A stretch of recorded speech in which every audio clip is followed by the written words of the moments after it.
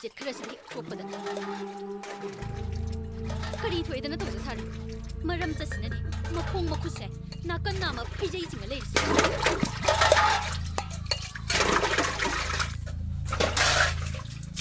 film si amna nuai film amani number matam da su aduki matik nungsu nuai ba wa so wa khiba awa nuai na hai tare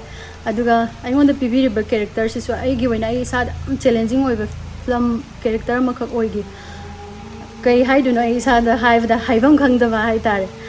Sakhi ri ra su khang da ba lai gi rom da pusalaga su lai tong ni su hai bi bi hujiki matam sida thok da ba su na te su gum ba si ma am thoi ni ko nang na wek si banu bita nga thong wek sa ba ngam dra ba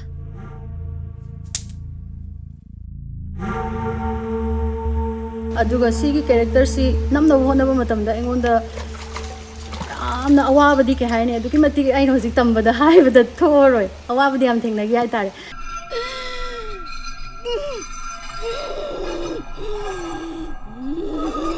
Tima Tima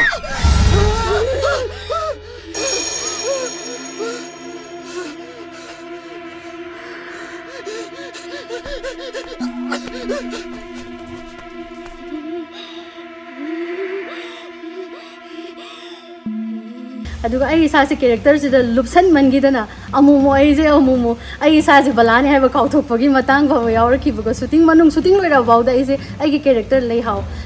ai ba character si gi wakhal da dum chusal la lei graga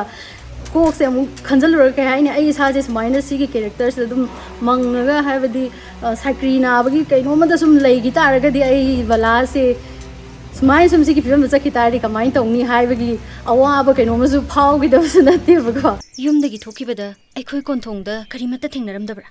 kai du rele hau ai di kasu thengnarak te na ta thoi ba ai yam ki yum da sanga silao natte kai dau na ba yaur ge ba yum da adam yam challenging oi ba character mane aduga si gi character si na maram oiraga 13 Manipur state film award si su mayam na nungsi biduna engonda sigi character sigi kano matungina engonda best actor female gi mana sisu mayam na nungsi bibadagi aduga character sigi engonda hena chusan nagi ba hai gadra si dagi su sigi award sisu phangzaki ban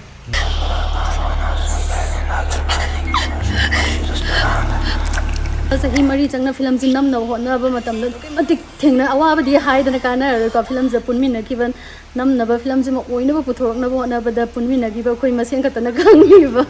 da wa gi ba mayam se nang chalo ai leirga kari tawre chalo di chalo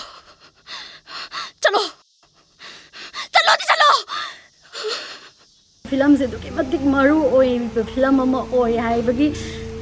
wakhal ga loina na director oi bi ba khoi dabike sna nga si no magi shot chuk tang saw gong khatang lo ra su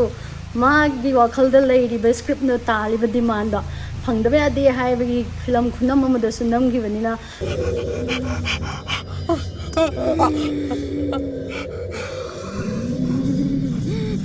akoi safu film si mayam na but long gi wakhal da puthok ba gi ke no ma su lei ba ko aduga si ma ga hai ram ge safu film si but ti sung nat de mayam na but oi no ubado ubiganu ai se but nat